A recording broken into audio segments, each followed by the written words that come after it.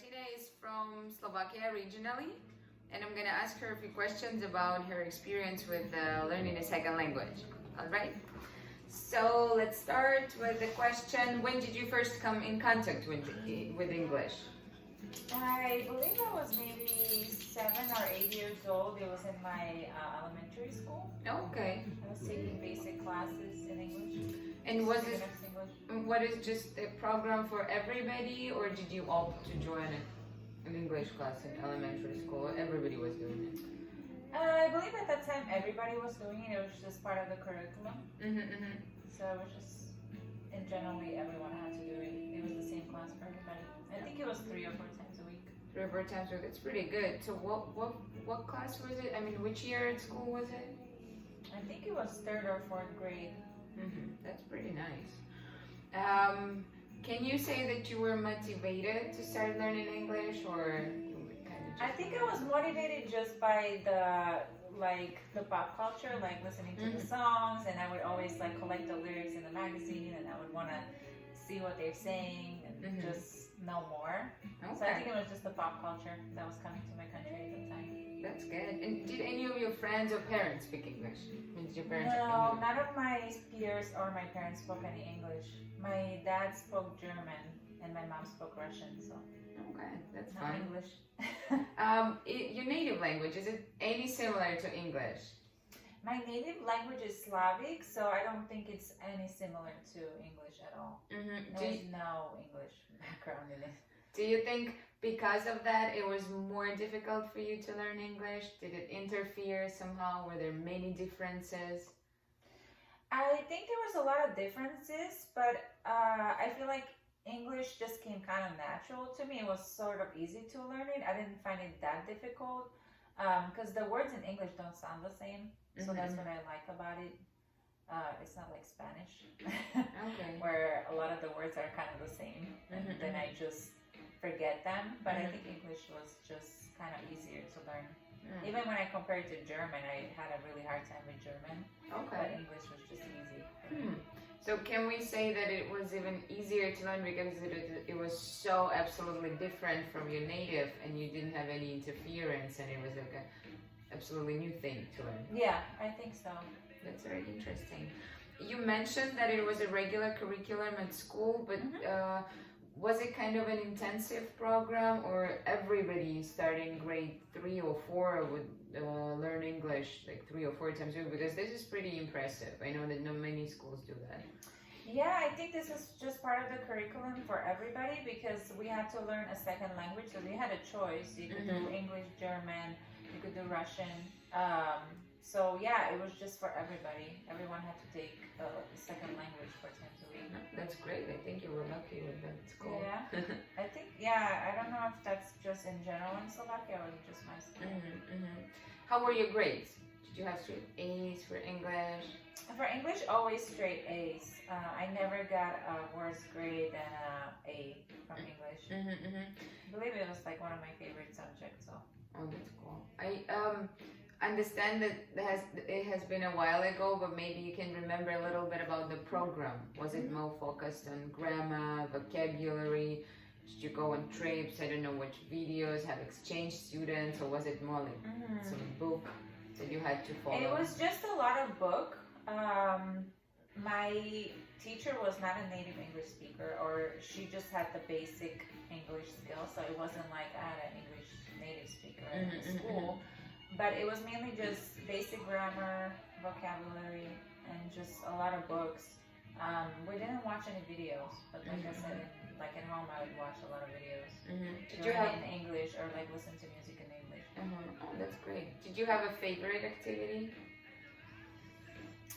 Like an English activity? Yes, like maybe God. reading or listening, or when you have to like do some type of exercises. Yeah, I would say I was always trying to speak to people in English, like having a conversation. Yeah, and sometimes reading and translating things was interesting to me. Like reading about London or the holidays. That was always kind of cool to know their holidays and how they were so different from ours. Was it mostly like individual, or did the teacher ask you to split in groups or in pairs so that you could talk to each other? It was mostly individual. We didn't split into groups that much. I felt like that was very different from the United States, the way they teach. They always split in groups. We don't have that. It was more individual. You had to do your own thing. I know we had to do it in my school. Did you ever have to go up to the board and tell something in front of everybody? Yeah, I usually had to stand up in class and talk by yourself or go in front of a board, which is always so like stressful. Was it stressful? It's very stressful for me. So I didn't like that part that much, but yeah, we always had to tell a story, talk about the English holidays, or talk about, I don't know, different city and what attractions it has for the tourists. Yes. I remember. So I remember a lot of that. Yeah, I remember those times at school. They were very, very stressful. Sir? Okay, have you ever taken some, or did you ever take, when you were at school, some extracurricular classes, or maybe like go to some intense program in other language courses, but still in your country? Yeah, I did.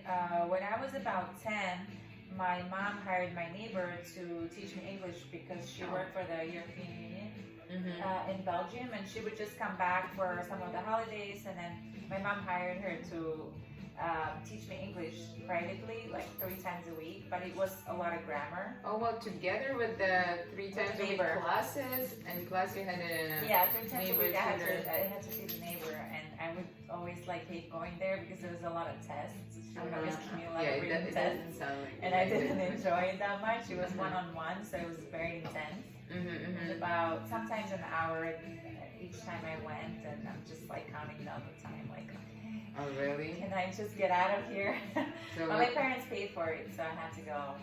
So, was it harder? It was harder than school. Or she was just like a very strict she took the job seriously. So it was very strict. Yeah, because there was a lot of grammar involved. And she would always correct me and tell my parents how I did. Okay. To be on the best behavior. So that's... I felt like it was very hard. It was a lot of grammar, like I said. It wasn't a lot of conversation, it was more grammar. And how long has it been going for? I think that took maybe 6-7 months. And then after that, my parents decided to put me into it was a class full of students, and the teacher was a native speaker. Okay. Yeah, I believe he was either from London or Australian guy. I can't recall exactly where he was from, but it was a lot of conversation and a lot of different people were in the class, so I enjoyed it more. And it was all ages, so I was even with older people, younger people. That's interesting. So you had individual grammar classes. Then I had the group setting. And the group setting. The group setting was a lot of fun. Yeah, because you can make mistakes and the guy would correct you, and then he had a really strong accent. So it was kind of hard to understand. All right, so I get it. It was more fun, but can you try to compare like which type more beneficial? Beneficial, yes, in terms of the knowledge you got. I think the second one only because I was exposed to someone who spoke English with their own accent, and then he also explained how there's a difference between British English and American English, how they have different words. So I got exposed to that. So I think that really helped me before I came to the United States. Just being exposed to someone who's an actual speaker. Yes, I believe so. Because as for me, I weren't exposed to anybody speaking native English before I came to the United States. So that was a shock. The whole new experience. Shock. But it's a different question. So how old were you when you moved to the US? And so I just finished high school, so I maybe barely turned 18. Were you on your own? I was with a friend of mine, so it was just the two of us. So those first moments when you just moved and you have to communicate your English, I realized was pretty fluent at that moment. So do you think all that knowledge that you've gained before helped you a lot, or was there still a moment of like a culture shock, or you were like, I don't know nothing? I was completely shocked. I didn't realize that like the background helped, but I still couldn't speak. I couldn't put any sentences together. I could understand more than I could say. Because it was a culture shock, or because you were speaking before in those group classes? Yeah, because I was speaking in the group classes, but at the same time, I just felt like very overwhelmed by everyone's speed of like the speed of the English. There was, the things they were saying. I was still trying to figure things out. Sometimes I was embarrassed to say things because I didn't want to make a mistake.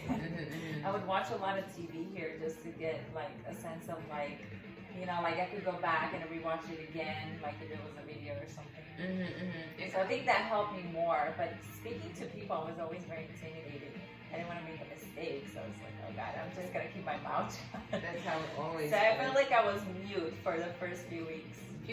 So it took about a few weeks to like start speaking. And my first job was with the kids, so I think the kids also helped me kind of get into because I could ask the kids questions. And they're not answering. They're not that much of a serious and they're judges, not shy. like. And they don't care, yeah. Yes, they don't Because care. everyone would notice my accent, but the kids would just like, oh, that's just who she is. Okay. And they would always think that Slovakia is next to New York, so the geography was not like. Did you tell them that? No, they just stopped that. They just thought like Slovakia was just a city somewhere in America. Here we go. And people didn't speak fluent English there, so.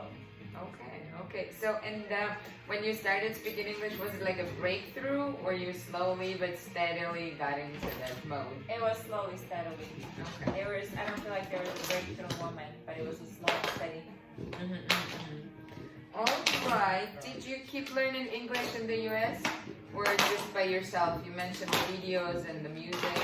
Videos, music, I watched a lot of TV, and then also I took a class in a community college. Just to really practice, and I didn't even take the test. I just went and took the basic English class, the reading and comprehension, and then I just kept taking all of them because I just wanted to perfect it. I read a lot of books in the class. Did you feel that you don't know enough words? Do you feel like the need to learn a lot of vocabulary? Yes and no. I feel like when I started reading the books, I realized I don't know a lot of vocabulary, but just speaking to people, I felt like I had enough background when it came. So basically, mostly just through exposure. You didn't need to write down or make lists and study them. No. Okay. I felt like no, I didn't do any of that. I did have a dictionary when I first came, and I would carry it with me just in case I wanted to look things up, like little sentences here and there, like phrases. I know there were no translators on cell phones at that point. Yeah, there was no cell phones, but I had the translator that I brought from home, and I don't know if I really used it that much. I don't believe so. Not as much as I thought I would. Okay. I think the TV helped me. So maybe now I have just a few questions to kind of conclude the overall experience. And the first one, if you could turn the time back, do you think you would have done anything differently in your studies? Or like if you could change something while you lived in Slovakia to get you more prepared for the US, or anything that, like any strategy? Yeah, I would definitely send myself to like London for a couple like weeks, maybe every summer. Okay. And do like an exchange program with someone from London, and just have someone from London or from England over my house, so that way I'm exposed to a native speaker more. Because I didn't have that, so I think that would have helped me more. Okay. Just being exposed to someone who speaks English on a regular basis. It is very much more helpful. Someone you can practice with. It's very interesting. Do you think you still sometimes have problems in communicating, or maybe reading a newspaper, watching a movie, or talking to somebody, or like at any level? I think the hardest part of English was when I got to the 4-year university. That's when I realized, oh my God, there is so much more I don't know. Like there is so much vocabulary that I didn't know. Especially in like the specific classes, like if you're taking sociology or psychology class, there's a lot of different words or things that I just didn't even know they existed. Or math classes, some of the math classes. Yes, English and So I found like, education, oh my god, there's just so much more I don't know. And my peers were so much better at writing the essays and reading too. You have to read a lot of material. So then I realized, God, I gotta get up to speed. I mean, I gotta read 100 pages a day. How am I gonna do this? Oh yes, that's hard. It's a lot. Do you think you're still learning something, or you kind of reached the level when you're really fluent and there's very little you can learn more? No, I think I'm always trying to learn more. I think there is always some words that I find daily where I'm just like, oh my God, what does this word mean? Or sometimes I talk to people and I'm like, oh, I thought that word meant something else. Okay. Just the way I understood it, but maybe it's not exactly that meaning. So I look it up just to make sure. Do you usually remember that word for future? Or do you have like to write it down or repeat it several times or focus on it to be like, okay? I never write it down, but I just, I usually remember it. And if I don't, I just have to look it up again. I feel like the cell phone really helps because I can always Google the word right away. Do you ever speak your native language now? And in what percentage would you say? I'd say maybe 1% because if I talk to my mom maybe once a month, but I'm not exposed to it anymore. There's nobody that I know lives here anymore. Everybody moved back, so I don't have anybody to speak with. And does it get harder to speak your native language? It's very hard for me. Even sometimes now, if I write something in my language, I kind of second guess myself to see if I did it grammarly okay, or is it just, I don't even know 100% of the time. Like, I have to like sometimes just ask my parents, like, ask my mom, like, did I write this okay? I'm not really sure what letter I should be using. That's interesting. Do you think you think in English or like I think in English. Dream in English? I think in English. I think not more than ever, but I know like my friends used to say that I would like say words in my language sometimes. But I don't know if I still do. I don't believe so. I think I dream in English now. I think my brain reprogrammed itself after a while.